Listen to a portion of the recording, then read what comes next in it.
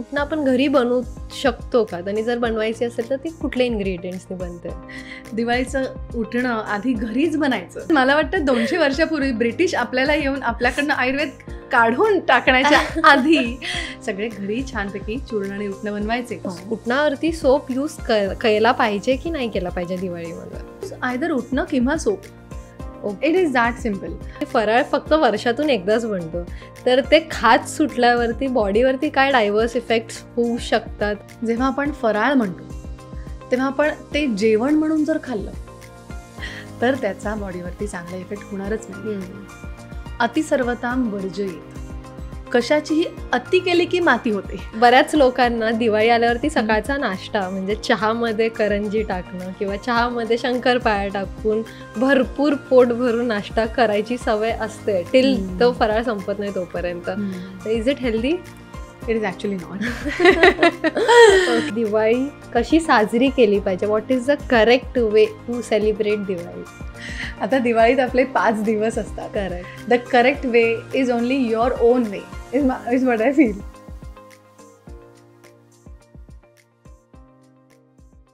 नमस्कार, मी ऐश्वर्या पवार, तुमची होस्ट आणि डिजिटॉक या पॉडकास्टवरती तुमचं पुन्हा एकदा मनापासून स्वागत करते. दिवाळी अगदी दारात आली आहे आणि दिवाळी म्हणलं की सर्वात पहिल्यांदा आठवतं ते म्हणजे अभ्यंगस्नान. ते तेल, तो उठण्याचा सुगंध आणि ती पहाटेची प्रसन्नता, हे सगळं फक्त परंपराच नव्हे तर आयुर्वेदाशी एक घट्ट जोडलेलं विज्ञान आहे. आणि आज आपल्या पॉडकास्टवरती आपण एक्झॅक्टली याच गोष्टीवर चर्चा करणार आहोत की अभ्यंग स्नानाबद्दल आयुर्वेदात काय महत्त्व सांगितलेलं आहे. आणि या गोष्टीवर सविस्तर मार्गदर्शन करायला आपल्यासोबत आहेत doctor Devika Deshmukh. She is a Ayurvedic consultant. नमस्कार मॅम. तुमचं डिजिटॉक या पॉडकास्टवरती मनपूर्वक स्वागत आहे. धन्यवाद. आमच्या प्रेक्षकांना तुमच्याबद्दल एक थोडीशी माहिती सांगाल का? तुमचा आजपर्यंतचा आयुर्वेदाचा प्रवास, तुमचा अनुभव. शुअर. मी डॉक्टर देविका देशमुख, MD पंचकर्म आयुर्वेदिक फिजिशियन. गेले 15 वर्ष प्रॅक्टिस करते मुंबई येथील केरळ आयुर्वेदिक क्लिनिक, विलेपार्ले पूर्वमध्ये. आपलं पंचकर्म सेंटर आहे, आयुर्वेदिक कन्सल्टेशन्स आहेत, औषधं आहेत, पण at the same time lifestyle coaching हे आम्ही खूप छानरित्या करतो. गेले 15 वर्षाच्या प्रॅक्टिसमध्ये 5 वर्ष अमेरिकेत ही प्रॅक्टिस करून मी आले. CMT आणि RMAS असे 2 तिकडनं मिळालेल्या माझे सर्टिफिकेशन्स आहेत, which has help me to understand mental health and physical health, panchakarma therapies in a better way. तर मंडळी, हाच आयुर्वेद घरी घेऊन जा. हर घर आयुर्वेद, घर घर आयुर्वेद. आणि आयुर्वेद हा माझ्या रक्तातनं माझ्याकडे आलेला आहे. I am a 3rd generation holistic healthcare practitioner, at the same time 2nd generation Ayurvedic doctor. तर हा सगळा प्रवास मला एकाच कारणाने करता आला मला वाटतं, कारण घरात आयुर्वेद मी बघितला आहे आणि बघितल्यामुळे आवड डेव्हलप झाली. आणि मग मी तो चूज केला की I want to choose Ayurveda, not take it as something which is an option but go as a choice. आपण सरळ आता प्रश्नांपासून सुरुवात करू. सो दिवाळीचा हा काळ फिजिकल हेल्थ आणि मेंटल हेल्थवरती कसा परिणाम करतो? दिवाळीचा काळ ह्याला सुगीचे दिवस म्हणतात. म्हणजे कापणी झालेली असते आणि सगळे धनगर, शेतकरी आणि सगळा समाज साधारण संतुष्ट झालेला असतो. पेरणी झाली, कापणी झाली, घरी धन आलं आहे म्हणून आपण काय म्हणतो, दिवाळी झाली किंवा दिवाळी केली म्हणजे काय की धन किंवा आपल्याकडे आलेली पेरणी किंवा जे काही तुम्ही लावताय ते सगळं तुमच्याकडे परत येतं, राईट. सो लक्ष्मी घरात येते. सो ऑफकोर्स शरीरासाठी आणि मनासाठी हा शक्ती आणि पुष्टी देणारा काळ असतो. त्याचबरोबर आयुर्वेदात सांगितलं आहे की हा आदान काल संपवून विसर्ग काल सुरू होतो. विसर्ग काल म्हणजे थंडीचे दिवस सुरू होतात.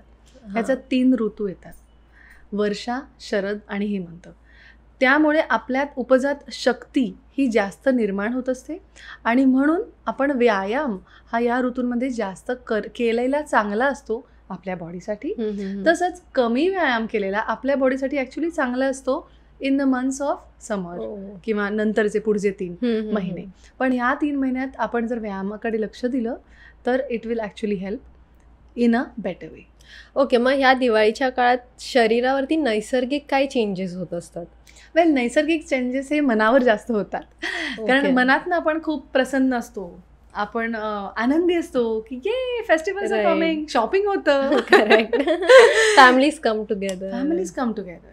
So there is a lot of love around us, a feeling of belongingness around us. Correct. त्यामुळे ते झाल्यामुळे आपण काय म्हणतो, शरीरावर होणारे परिणाम हे मनातनं जास्त निगडीत असतात, किंवा that is why we feel more happy and we feel more satisfied.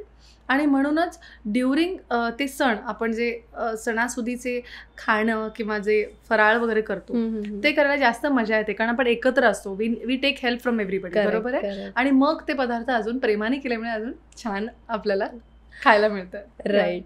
तर दिवाळीची पहाट म्हणल्यावरती अभ्यंग स्नान, सकाळी लवकर उठण्याने आंघोळ करणे, ह्या सगळ्या गोष्टी असतात. तर आयुर्वेदामध्ये ह्या अभ्यंग स्नानाशी कसं जोडलेलं आहे? सो आपण जेव्हा अभ्यंग स्नान म्हणतो तेव्हा अभिअंग म्हणजे अभ्यंग, पूर्ण देहाला किंवा पूर्ण अंगाला काहीतरी लावणे, त्याला आपण अभ्यंग म्हणतो. आणि काय आपण लावून आपल्याला खूप शांत आणि छान वाटतं, तर ते म्हणजे स्नेह. आयुर्वेदात स्नेह म्हणजे आयदर ऑइल किंवा घृत. पण आपण संस्कृतमध्ये स्नेह म्हणालो तर स्नेह म्हणजे प्रेम. आणि तसाच हा आयुर्वेदाने सांगितलेला छान शब्द आहे की तेलाने आपण अभ्यंग करावं, म्हणजे प्रेम वाढतं, की it is caring the oiliness or the moisture content. हा स्नेह आहे, राईट. सो म्हणूनच ह्या काळात जेव्हा खूप वृक्षत्व येतं, त्वचा कोरडी पडते, पाय फुटायला लागतात, ओठ फुटायला लागतात, तेव्हा अभ्यंगाचा वापर हा आत्तापासून नियमितपणे करावा. ओके. पण नियमितपणे करावा असं तुम्ही आत्ता म्हणलात. मग तसं बघायला गेलं तर दिवाळीतच वर्षातून एकदा अभ्यंग स्नान होते सगळ्यांच्या घरी. तर अभ्यंग खरंच डेली केल्यावरती काय बेनिफिट्स मिळतात? वेल, आयुर्वेदात सांगितलं आहे, अभ्यंगम आचरेत नित्यम जर श्रम वातः, म्हणजे रोज अभ्यंग करावा. Okay. Self massage is one good thing you can do for your self. आणि अगदीच रोज करायचं असेल तर रोज आपल्याला अंगाला तेल लावता येणार नाही, पण तुम्ही शिर, कर्ण आणि पादेशू म्हणजे डोक्याला तेल चोळलं पाहिजे, कानात 2-2 ड्रॉप्स तेलाचे घातले पाहिजेत, आणि पायाच्या तळपायाला म्हणजे तेल चोळलं पाहिजे छानपैकी, कारण those are the absorptive powers or provinces in your body. Consider north pole and south pole, so they absorb a lot of energy and heat, so that will keep you warm. त्यामुळे ते तशा प्रकारे तुम्ही जर रोज केला तर वेल and good. पण दिवाळीत करायचं असेल तर मात्र डेफिनेटली तुम्ही पूर्ण बॉडी अभ्यंग केला पाहिजे, कारण त्यानिमित्ताने ॲटलिस्ट एकदा तरी पूर्ण अभ्यंग आपल्याला करून घेता येतो आणि त्याचे सगळे बेनिफिट्स मिळायला लागतात. राईट. पण जसं आता तुम्ही म्हणलात की आयुर्वेदामध्ये सांगितलं डेली अभ्यंग करायचं, तर वेगवेगळ्या प्रकृतीचे आपले स्वभाव असतात. सो बेसिकली कुठल्या प्रकृतीला कुठलं तेल वापरलं पाहिजे? सो आपण जेव्हा अभ्यंग म्हणतो, अभ्यंग स्नान करतो, तेव्हा ते जे तेल असतं ते सुगंधित तेल असतं, बरोबर. पण त्याचा जर बेस आपण तिळाच्या तेलाचा घेतला तर it will be more beneficial. Okay. कारण तिळाचं तेल हे नैसर्गिकरित्या उष्ण असतं, सो कोरडेपणा हे घालवतं आणि अंगाला ऊब देतं. ओके. त्यामुळे तिळाच्या तेलाचा बेस पालं आणि सुगंधित द्रव्य त्याच्यात असलेलं तेल तुम्ही वापरू शकता. पण प्रकृतीनुसार जर जायचं असेल तर पहिली आपण प्रकृती जाणून घेतली पाहिजे की आपली प्रकृती कुठली डॉमिनेटिंग आहे. काही जणांची वाताची असते, तर त्यांनी तिळाच्या तेलाची बेस घ्यावं, किंवा तिळाच्या तेलाने अभ्यंग केलं तरी चालतं. काही जणांची पित्ताची असते, there coconut oil works best, नारळाचं तेल. आणि काही जणांची कफाची असते, त्यामुळे तिळ तेल आणि कोकोनट ऑइलचं mixture works excellently well for kapha prakriti. Okay. पण आधी त्याच्यासाठी आपल्याला आपली प्रकृती एका आयुर्वेदिक डॉक्टरकडनं जाणून घ्यायची गरज असते. ओके. आता दिवाळी म्हणल्यावरती उटणं आपण कुठून विकत आणतो, तर उटणं आपण घरी बनवू शकतो का? आणि जर बनवायची असेल तर ती कुठल्या इन्ग्रेडियंट्सने बनते? दिवाळीचं उटणं आधी घरीच बनायचं. कारण मला वाटतं 200 वर्षापूर्वी ब्रिटिश आपल्याला येऊन आपल्याकडनं आयुर्वेद काढून टाकण्याच्या आधी सगळे घरी छानपैकी चूर्ण आणि उटणं बनवायचे. तर त्याच्यात सगळ्यात इम्पॉर्टंट इन्ग्रेडियंट हा त्रिफळा घ्यावा जर तुम्ही घरी बनवत असाल तर. ओके. कारण it is a great exfoliant म्हणतो ना आपण, की स्किनची डेड स्किन निघून जाते आणि त्रिफळाचे ते बेनिफिट्स तुम्हाला मिळतात. ॲट द सेम टाईम आपल्याकडे आयुर्वेदात छान छान वेगळी उठण्यासाठी म्हणून चूर्ण आहेत. जसं कोलकुलत्थादी चूर्ण किंवा कोट्टम चुक्यादी चूर्ण. आता ही सगळी चूर्ण ही आपल्याला उठण्यामध्ये घेता येतात. घरातलं अजून म्हणजे तुम्ही जेव्हा त्रिफळा घेता त्याच्याच बरोबर घरात तुमच्या ओवा असेल किंवा बडीशोप असेल तर ती अतिशय फाईन पेस्ट करून पण तुम्ही घेतलेलं चूर्ण तुम्हाला बेनिफिशियल होणार आहे. ओके, म्हणजे उठणं घरी बनवता येतं. नक्कीच. ओके. सो आजकाल सोपचे वगैरे ॲड्स येतात. दिवाळी आल्यावरती सोपचे ॲड्स आर लाईक सगळीकडे क्रेझिली. मग आता जसं तुम्ही म्हणलात की उठण्याने एक्सफोलिएशन होतं, सेम डज द सोप. मग उठण्यावरती सोप यूज केला पाहिजे की नाही केला पाहिजे दिवाळीमध्ये? यूज आयदर उठणं किंवा soap. It is that simple. तुम्ही स्वतःला आधी ऑइल लावा, मॉइश्चराईज करा पहिली स्किन, वाता तिथेच शांत होतो पहिला. ओके. आणि नंतर मग जर तुम्ही उठणं वापरत असाल तर तुम्हाला ॲक्च्युली सोपची गरजच नाही. Why to go with a chemical when you have a natural better alternative. बरोबर. सो उठण्याने तुम्ही जेव्हा आंघोळ करता तेव्हा तुमची स्किन रेडियंट होते आणि दुर्गंधता निघून जाते, सुगंधता येते आणि तुमची त्वचा अजून मुलायम होते पण खूप ड्राय नाही होत. सोप मध्ये जे एजंट्स असतात त्यांनी ड्राईंग होते स्किन. त्यामुळे I would definitely say as an Ayurvedic physician आणि प्रॅक्टिशनर की उठणं हे तुम्ही कधीही वापरलेलं चांगलं आहे, पण एस्पेशली ड्युरिंग द मंथ जेव्हा खूप घाम येत नाही जे आत्ता आहेत, उठण्याचा वापर करा पुढचे 3-4 महिने. वाव, मी आता तेच विचारणार होते. डेलीच आपण अल्टरनेटिव्ह म्हणून यूज करू शकतो का नाही? रादर अंडरआर्म डार्कनेस किंवा हायपर पिगमेंटेशन ज्यांना होतं स्किनचं, तेव्हा त्यांना मी क्लिनिकमधनं सुद्धा वापरायला त्या जागांवरती हे उठणं देते आणि त्याचा खूप छान इफेक्ट होतो. वाव. आता स्किनवरती आलाच आहे टॉपिक, तर दिवाळी आल्यावरती सगळ्या बायका कशा घरात सगळी कामं वगैरे करतात, मग त्यांना ती कामं करून स्ट्रेस आलेला असतो किंवा स्किन डल झालेली असते, तर तो दिवाळीच्या पहिल्या आंघोळाचा ग्लो जर त्यांना हवा असेल तर त्याच्या आधी काय प्रिकॉशन्स घ्यावे किंवा स्किन केअर कशी ठेवावी? बरं, तर याच्यात मल्टीफॅक्टोरियल आहे आय थिंक. कारण आपल्याला दिवाळी म्हणलं की आपण स्वच्छता करतो, टिपटापपणा, नीटनेटकेपणा, नंतर जाऊन बाजारातनं हे घेऊन या, ते घ्या, सगळ्यांना वाटा. कधी कधी त्यामुळे आलेला जो स्ट्रेस असतो तो जाण्यासाठी रेग्युलरली घरातलं तूप किंवा घरातली साय किंवा घरातलं दूध असेल तर सकाळच्या वेळात, किंवा अगदी कोरफडीचं झाड असेल तर सकाळच्या वेळात ते तुम्ही चेहऱ्याला लावलात ॲज अ फेस पॅक आणि ते लावून तुम्ही तुमची कामं करा, तर तुम्ही तुमच्या त्वचेची काळजी इझिली घेऊ शकता.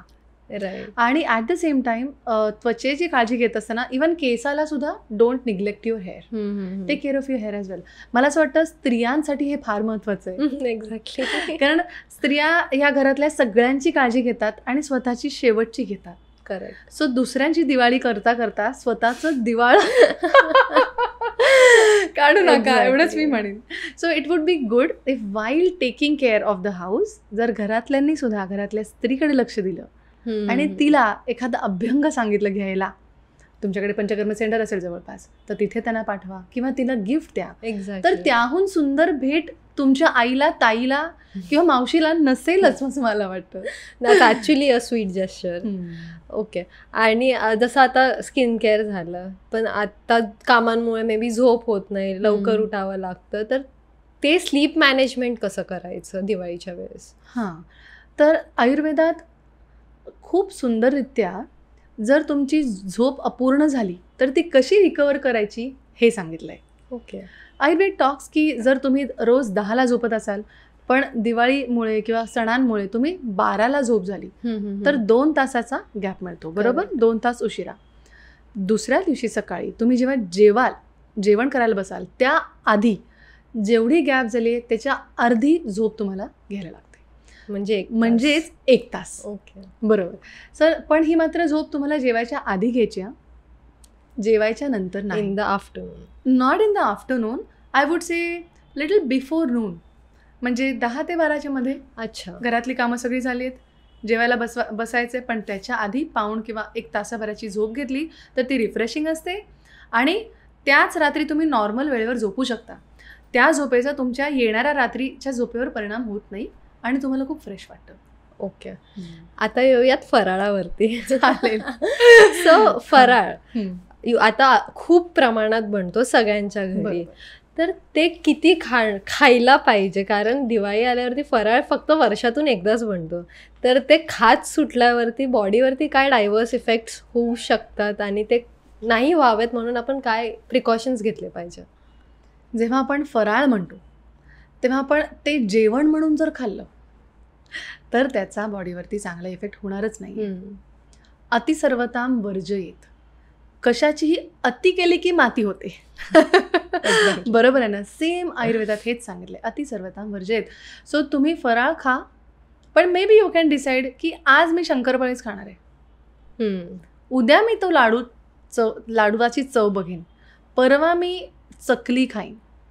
सो हे तुम्ही जर स्वतःला अलॉट केलं तर तुम्हाला व्हरायटी मिळेल, पोटावर जड जाणार नाही आणि तुम्ही तेवढाच तो प्रपोर्शनेटली ते खा.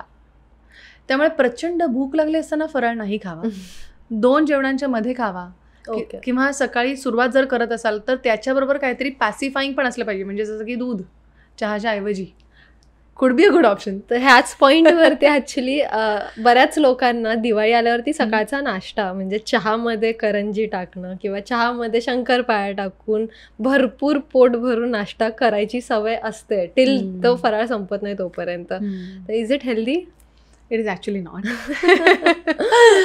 पण ह्या ऋतूतनं आपल्याला नैसर्गिकरित्या आलेलं जी शक्ती आहे आणि जठराग्नी आपला किंवा अग्नी चांगला होतो त्याचा बेनिफिट घेऊन आपण ते खाऊ शकतो फॉर 3-4 डेज. पण चहा म्हणजे something which is sweet and hot आणि थोडं तळलेलं तेलकट आहे किंवा खारं आहे, तर ते एकत्र आयुर्वेदाप्रमाणे जात नाही. जर ते नेहमी खाल्लं तर त्याचा हायपर ॲसिडिटीमध्ये परिणाम होतो. तर त्यामुळे त्याच्यात न घालता ते eat it separately with a 15 minute gap, that will help. मग दिवाळीत डायजेस्टिव्ह सिस्टीम बिघडू नये फराळ खाऊन खाऊन त्याच्यासाठी आयुर्वेदिक उपाय काय करावे? आपण जेव्हा डायजेस्टिव्ह सिस्टीम म्हणतो तेव्हा साधारण आपण त्याला अग्नी असं म्हणलं जातं. पण आयुर्वेदात 1 नाही 13 प्रकारच्या अग्नी सांगितले आहेत. 5 पंचमहाभूताग्नी, 7 धात्वाग्नी आणि 1 जठराग्नी, म्हणजे पाचनाग्नी. आपण जेव्हा म्हणतो तेव्हा म्हणतो की नाही मला सगळं पचतंय, ठीक आहे, पण मला पचतंय, जिरतंय, तरी पण माझं फॅट वाढतंय किंवा तरी पण माझी जळजळ होते, नाही मला मोशन साफ होत आहेत तरी माझं ड्राय स्किन होते. हे होतं कारण बाकीच्या अग्नी संतुलित नसतात म्हणून. आणि सगळ्यात महत्त्वाचं काय माहिती आहे, आपल्या जिभेचा पहिले 2 इंच जे आहेत those are the culprit of gaining weight or indigestion issues. तुला काय वाटतं, तुला जर कोणी गोळी औषध दिलं खायला तर तू ती कडू गोळी मानून पुढे ठेवतेस मागे, एकदम जिभेच्या मागे, एकदम लास्ट. कोणी सांगितलं तुला मागे ठेवायला? आजोबांनी. आपण आता बघून शिकतो किंवा नैसर्गिकरित्या जरी तू मुलांना दिलंस ना तर जीभ मोठी काढणं आणि मागे ठेवणं पटकन घेणार. एक्झॅक्टली. म्हणजे त्या पोर्शन नंतर आपल्याला चव कळत नाही. कडू चव ही लागत नाही, कमीत कमी लागते. Right. So if you can control the first 2 inches of your tongue you will be in better health. त्यामुळेच तू जर बघितलंस तर आपली दिवाळी पहाट असते त्यावेळेस आपण कारिटं फोडतो अंगठ्यानी पायाच्या, बरोबर? करेक्ट. ती का प्रथा आली? कारण कारिटं इट्स अ सीझनल फ्रूट आणि ते आपण ऑर व्हेजिटेबल आणि ते आपण अंगठ्याने फोडतो कारण त्याला आपण राक्षस मानतो आणि त्या राक्षसाचा वध करायचा आहे, बरोबर आहे? येस. तर वध केल्यानंतर त्यातनं येणारा ज्यूस आपला चाटायचा असतो, तो अत्यंत कडू असतो. करेक्ट. तर आपल्याला जर मात करायची असेल ऑर इनडायजेशन इश्यूज नको हवे असेल तर begin your day with eating something better, बिटर अँड नॅचरल. सो त्याने तुमची पहिली ॲसिडिटी कंट्रोल होते आणि नंतर तुमची पचनसंस्था वाईट होत नाही. ऑन द सेम नोट, आता दिवाळीत तर सगळे गोडच पदार्थ खातात, तर गोड पदार्थ खाल्ल्याने इम्बॅलन्स कुठेतरी होतो का शरीरामध्ये? आणि जर ते बॅलन्स करायचं असेल तर असे DIY मेथड्स काय आहेत किंवा घरगुती उपाय काय आहेत ते मेंटेन करायला? सगळ्यात सोपा उपाय सांगू. आयुर्वेदात पहिलं सांगितलंय तुम्ही जेवणाची सुरुवात करताना गोडाने करावी. कारण ते जर तुम्ही गोड आधी खाल्लं तर फर्स्ट थिंग तुम्ही सॅटिस्फाय होता, दुसरी गोष्ट तुम्हाला खूप लागलेली भूक थोडी शांत होते, आणि तिसरी गोष्ट गोड खाल्ल्यामुळे ऑलरेडी थोडासा पोर्शन आपला भरलेला असतो पोटाचा. सो आपल्याकडनं अति मात्रेत जेवण केलं जात नाही किंवा आपण खूप जास्त ओव्हरलोडिंग सिस्टम्सला करत नाही आणि तसं आपण बॅलन्स स्वतःवरती ठेवू शकतो. ॲट द सेम टाईम जर तुम्ही गोड खात असाल तर ती जिरवाही. खाऊ नका हे आयुर्वेद कधीही सांगत नाही, पण खाऊन झाल्यानंतर ती कसं तुम्ही युटिलाइज करू शकताय त्याच्याकडे मात्र फोकस असतो. जेवढा इनपुट तेवढाच आउटपुट हा मात्र असलाच पाहिजे. मॅम, दिवाळी आता येतच आहे, तर दिवाळी कशी साजरी केली पाहिजे? What is the correct way to celebrate Diwali? आता दिवाळीत आपले 5 दिवस असतात. Correct. The correct way is only your own way is what I feel. जसं की मी जेव्हा लहान होते, मला आठवत आहे आई बाबांना जेव्हा पाडव्याला उटणं चोळायची, तशीच आई मामाला उटणं चोळायची आणि मग मी माझ्या भावाला छानपैकी उटणं.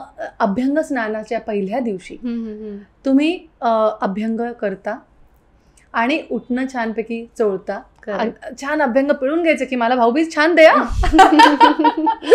ती आठवण खूप छान होती माझी. नाही दिलं तर तुला चिमटे काढेल. उठणं चोळता चोळता. बरोबर आहे की मला पाडवा छान मिळावा म्हणून जी खटपट होती ती फार सुंदर होती आणि तीच आपण ताजी ठेवावी.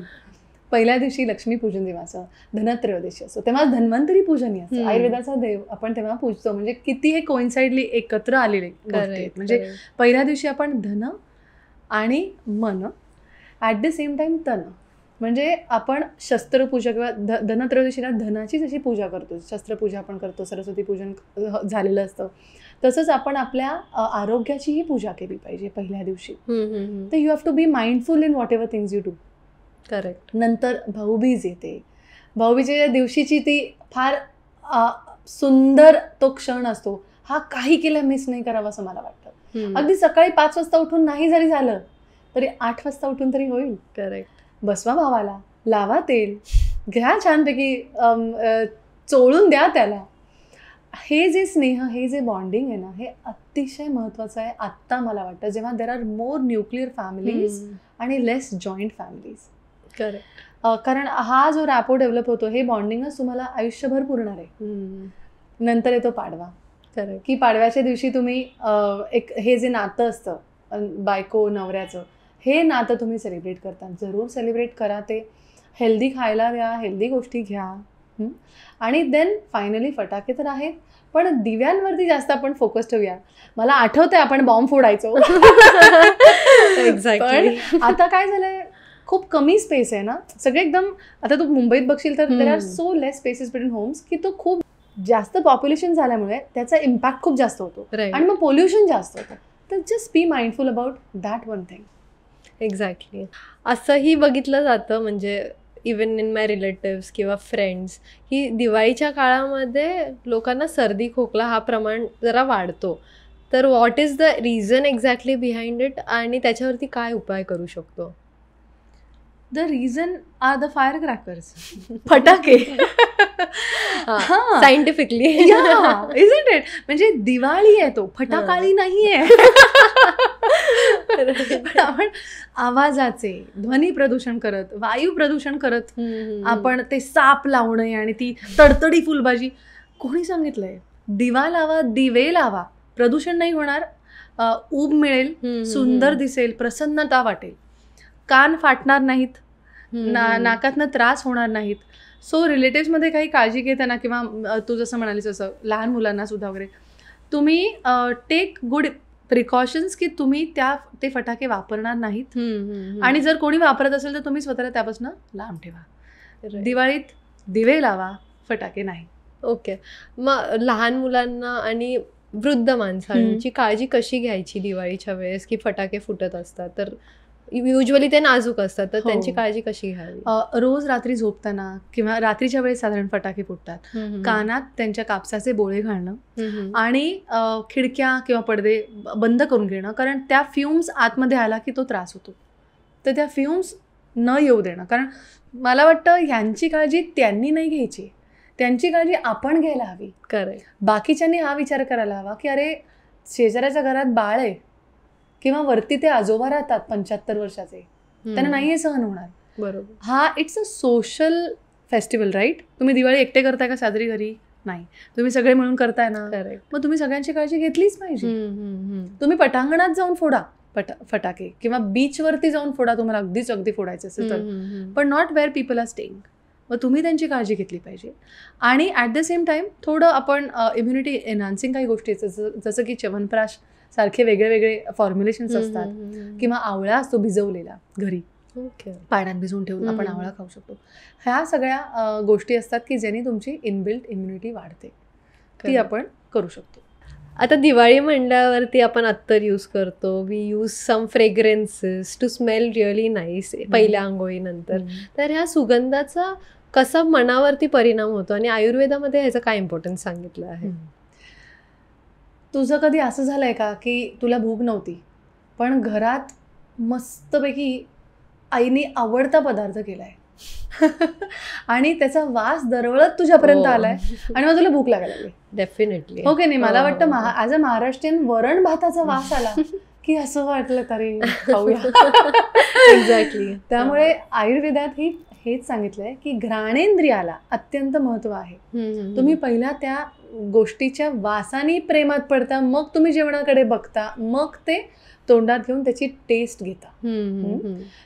कारण वासाचा आपल्या मनावरती, म्हणजे वाताचं स्थान हे नाकही आहे आणि त्याच्याचनं येणारे जे काही अंश असतात ते वातनाडी आणि मानसिक नाडी ही सेम सांगितली गेली.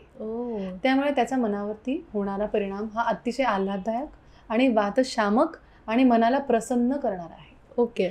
म्हणूनच आपण जेव्हा काही चूर्ण घेतो दिवाळीत, आपण सुगंध त्याच्यात ऍड करायचा प्रयत्न करतो. राईट. जसं आता तुम्ही म्हणलात की मानसिक किंवा मेंटल हेल्थवरती त्याचा फरक पडतो. तर दिवाळीमध्ये युजली लोक एकत्र येतात, गोंधळ असतो घरी, सगळा रिलेटिव्ह झालेले असतात. तर अशा वेळेस मेंटल हेल्थची काळजी कशी घ्यायची?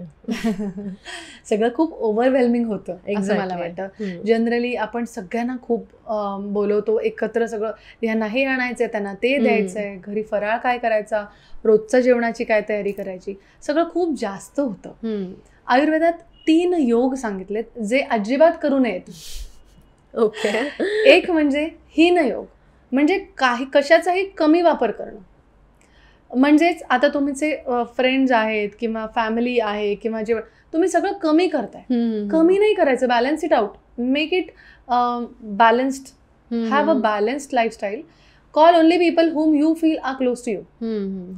हा हीन योग झाला की कमी जणांना बोलणं, सगळं कमी करणं, मग आनंद पण कमी होतो. अतियोग म्हणजे नाही, मला गाव जेवण द्यायचंय किंवा मला बिल्डिंग मधल्या सगळ्यांना बोलवून फटाके फोडायचे. नॉट नेसेसरी जास्त, कारण ते तुमच्यावर प्रेशरायझिंग होणार आहे. तुम्हीच स्वतःच्या अपेक्षा आज इतक्या वाढवताय की तुम्हालाच त्याचा पाठपुरावा करून ते टू मेक दॅट हॅपन तुमची एनर्जी डबल ट्रिपल स्पेंड होतीये आणि पैसेही. सो कशाला हे करायचं. आणि थर्ड योग इज मिथ्या योग, म्हणजे रिलेटिव्स किंवा फ्रेंड्स आहेत किंवा फॅमिली आहे, पण तुम्हाला ज्यांच्या बरोबर राहून बरं वाटतं अशाच लोकांना घरी इन्व्हाइट करा. Don't invite guests who are unwanted. Avoid that. आयुर्वेदात अजून एक फार सुंदर कन्सेप्ट सांगितलेली आहे की निदान परिवर्जनम, म्हणजे ज्यांनी तुम्हाला त्रास होणार आहे त्या गोष्टी अवॉइड करा. त्याने काय होईल, तुम्ही स्वतःला आजारी पाडणार नाही आणि पडण्यापासून वाचवू शकाल. बरोबर. पण एकच योग करणं फार महत्वाचं आहे, कारण योग म्हणजे union, which is a balanced योग, की तुम्ही फार जास्त करू नका, फार कमी करू नका आणि चुकीचं करू नका. मग काय करा, ते करा जे तुम्हाला समाधान देतं. Call only few people at home, सगळ्यांची मदत घ्या, इन्व्हॉल्व करा सगळ्यांना. मी एकटी सगळं किचन क्लीन करते, मी एकटी जाऊन शॉपिंग करून येते, मी एकटी जाऊन असं नका करू. Allot that, ask for help. सगळ्यांनी एकत्रित करून केलं ना की सगळ्यांवरचं प्रेशर थोडं कमी होतं आणि तुम्हाला सपोर्ट मिळतो. तो सपोर्ट घेणं अतिशय महत्वाचं आहे. राईट. तर दिवाळी आला आहे म्हणजे आता विंटर सीझन चालू होणार. तर ह्या ट्रान्झिशनमध्ये स्वतःच्या हेल्थची कशी काळजी घ्यायची आणि इम्युनिटी पॉवर कशी वाढवायची? जेव्हा आपण ट्रान्झिशन करतो ना तेव्हा फार सुंदर कन्सेप्ट आयुर्वेदात सांगितलंय, ज्याला ऋतुचर्या म्हणतात. तुम्ही जर बघितलं तर अचानक पावसाळ्याचा हिवाळा नाही होत किंवा हिवाळ्याचा उन्हाळा नाही होत, ते थंड वारे किंवा ते नंतर उष्ण वारे, थोडासा ट्रान्झिशन होणारा, की मळभ असतं ते एकदम क्लिअर व्हायला लागतं, किंवा क्लिअर असतं ते एकदम मळभ व्हायला लागतं. बरोबर आहे. ह्याला 15 दिवस जातात, 2 आठवडे जातात. जर निसर्ग स्वतःचा वेळ घेतो ट्रान्झिशन करायला, तर तुम्हीही तो वेळ घेतला पाहिजे तुमच्या डाएटमध्ये, लाईफस्टाईलमध्ये, फिजिकल ॲक्टिव्हिटीमध्ये ट्रान्झिशन करायला. No food or no exercise should be done all 12 days of a month. ते चेंजेस जर केले तर तुमची प्रकृती तुम्ही छानपणे सांभाळू शकाल. आणि ऋतू अनुसार शोधन केलं पाहिजे. आता ही वेळ आली आहे, तुम्हाला सुट्ट्या मिळत आहेत, एखादा छान डिटॉक्सिफिकेशन घ्या करून. आपली प्रकृती ओळखा, डॉक्टरना भेटा, विचारा त्यांना की मला काय ऋतू अनुसार शोधन केलं तर माझी तब्येत छान टिकून राहील पुढच्या वर्षीसाठी सुद्धा. आणि हे पंचकर्म प्रक्रिया ज्या आहेत, जसं की वमन, विरेचन, नस्यम, बस्ती आणि रक्तमोक्षण, ह्याचा तुमच्या प्रकृतीवरती चांगला उपयोग होऊ शकतो. एस्पेशली विंटर सीझनमध्ये कुठले पंचकर्म केले पाहिजे? अगेन विंटर सीझनमध्ये ना साधारण नाक चोंदतं, सायनसायटिस सारखे त्रास होतात किंवा ॲलर्जीज होतात. प्रकृतीनुसार ते पंचकर्म तुमचं वेगळं असणार आहे, तसंच ऋतूनुसार वेगळं असणार आहे. तर आता येणाऱ्या काळात तुम्ही अभ्यंग, उद्वर्तन, नस्यम आणि बस्ती ह्याचा फार छान वापर करू शकता. At the same time Sharad ऋतूत जर तुम्हाला पित्ताचा त्रास होत असेल तर विरेचनही. पण ह्या सगळ्या शोधनांग प्रक्रियेत म्हणजे यांनी आत्मता पण डिटॉक्सिफाय होतो. नॉट नेसेसरी सगळ्यांना त्याची गरज आहे. काही जणांना शमनाची गरज आहे. शमन म्हणजे बस पॅसिफाईंग, की मला थोडंसं हे होतं पण मला रिलॅक्स कसं होता येईल, मग तुम्ही शिरोधारा घ्या. डॉक्टरना ऑफकोर्स चूज करू दे, डोंट चूज फॉर युअरसेल्फ, कारण ते मेडिकली तुम्हाला सांगू शकतील, थेरपीज तुम्हाला ते सजेस्ट करू शकतील. शिरोधारा चांगली आहे, किंवा आपण जानू बस्ती किंवा कटी बस्ती, कंबरदुखी आहे किंवा काही, तर कटी बस्तीसारख्या छान थेरपीज आहेत, त्या तुम्ही नक्की या काळात करून घेऊ शकता आणि त्याचा तुमच्या तब्येतीवर आत्ता चांगला उपयोग होऊ शकतो. ओके, आता डिटॉक्सिफिकेशनवरती आलोच आहे, तर दिवाळी झाल्यावरती, फराळ संपल्यावरती, फराळ भरपूर खाऊन झाल्यावरती ते कसं डिटॉक्सिफाय करायचं?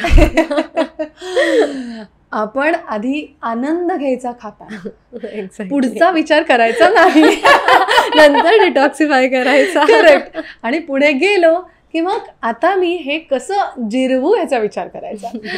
आणि तुम्ही व्यवस्थितरित्या व्यायाम करून आउटडोर तुम्ही जाऊ शकता, कारण आता पाऊस संपलेला असतो, ऊन कमी झालेलं असतं.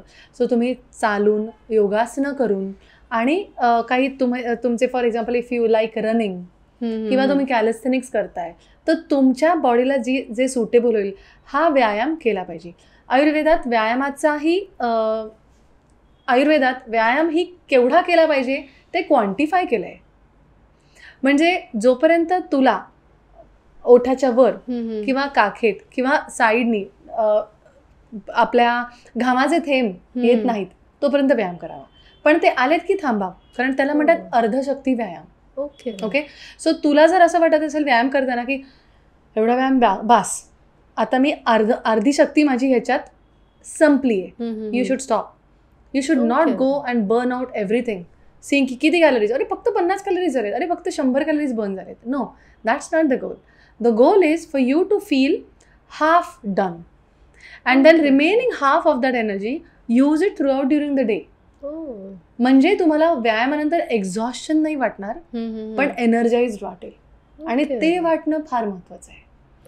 आता जसं तुम्ही म्हणलात अर्धशक्ती व्यायाम, की घाम थोडासा आला आणि जेव्हा तुमचं शरीर म्हणतं की आता बास झाला व्यायाम, पण आता जिममध्ये जे लोक असतात ज्यांचे मसल्स वगैरे त्यांना बिल्ड करायचे असतात, दे लाईक वर्कआउट्स 1 तास 2 तास आणि खूप घाम वगैरे गाळतात. म्हणजे ते मॅच नाही होत. आता तुम्ही जेव्हा बोललात त्या गोष्टीला, तर what you want to say on that? I would say की तुम्ही रेग्युलर एक्सरसाइज करत असाल ना तर तुम्हाला लवकर घाम येतो. अच्छा. तुम्ही जर खूप if you are doing exercise not very regularly, not very daily, तर मग जास्त ते वर्कआउट करून घाम यायला पण तेवढाच वेळ लागतो. वातप्रकृतीच्या माणसांनी अगदी दररोज सेम कार्डिओ किंवा एक्सरसाइजेस जिमचे नाही करावेत, कारण त्यांची शक्तीच कमी आहे. Okay. Plus they are active. Okay. By nature they are very active. So त्यांनी आठवड्यातनं 3 दिवस जरी व्यायाम केला, इनफ फॉर देम.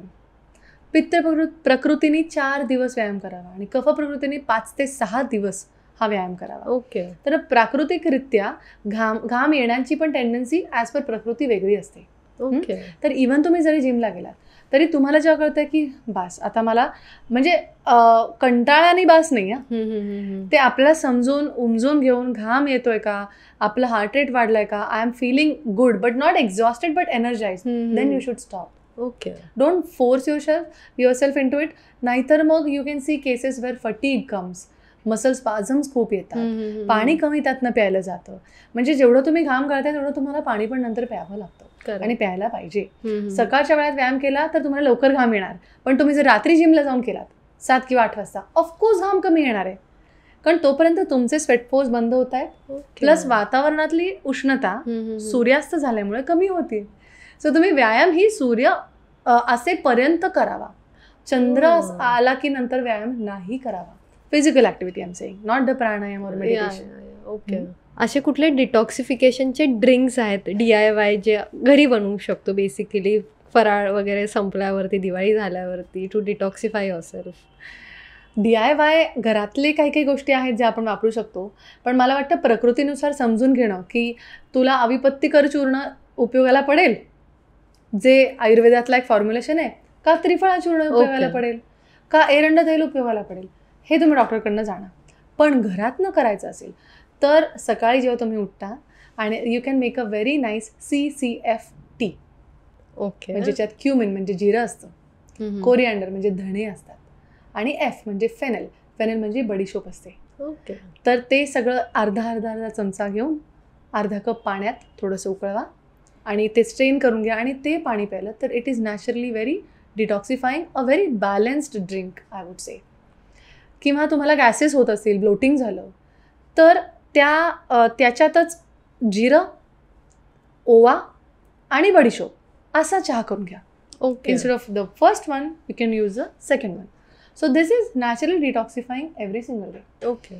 त्याच्याचबरोबर तुम्हाला सब्जा किंवा चिया सीड्सचं माहिती असेल, त्यांनी आतनं आतडं क्लीन होतं आणि थोडं बॉडीत थंडावा येतो, किंवा पिंपल्स येतात किंवा जरा उष्णता वाढते फराळानंतर, ते तर तुम्ही फराळ खाताना रोज जरी घेतलं, रात्री भिजवून सकाळी घेतलं तर it will be very helpful. Okay. Okay. म्हणजे आणि हा बनवून टी कधी घ्यायचा, दिवसातून किती वेळा घ्यायचा आणि किती दिवसापर्यंत घ्यायचा? बरं, हा सकाळी तुम्ही रोज घेऊ शकता, जोपर्यंत साधारण महिनाभर घेतलात रोज सकाळी तर it will benefit you. Okay. Okay. So एक फायनल ॲडवाईस किंवा कन्क्ल्युजन काय असेल तुमच्या साईडने व्ह्युअर्ससाठी? व्ह्युअर्ससाठी कन्क्लुजन असं असेल की आरोग्यम धनसंपदा, म्हणजेच तुमचं आरोग्यच तुमचं धन आहे. आज सगळं पण तुम्हाला ते उपभोगण्यासाठी आरोग्यच नसेल तर सगळं असूनही ते नसतं. करेक्ट. आणि आज काहीही नसून आरोग्य असेल तर तेव्हा सगळं असतं. त्यामुळे घराघरात तुम्ही आरोग्याचा संदेश नक्की पोचवा. घर घर आयुर्वेद घेऊन जा, हीच माझी मिशन आहे आणि मी अनेक वर्ष त्याच्यावर काम करते.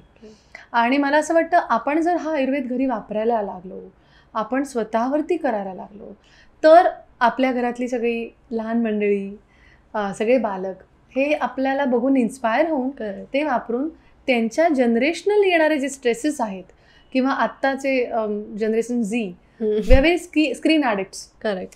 किंवा they don't go much to play, किंवा त्यांच्या स्ट्रेसेस वाढलेत कारण पोर्शन्स वाढलेत, ते येणारे स्ट्रेसेस आपण अवॉइड करू शकतो.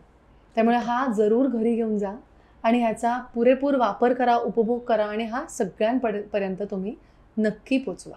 Definitely ma'am, thank you so much. खूप छान वाटलं तुमच्याशी बोलून. डेफिनेटली आमच्या व्ह्युअर्सला आणि मलासुद्धा. And thank you so much for joining us. Thank you very much for calling me.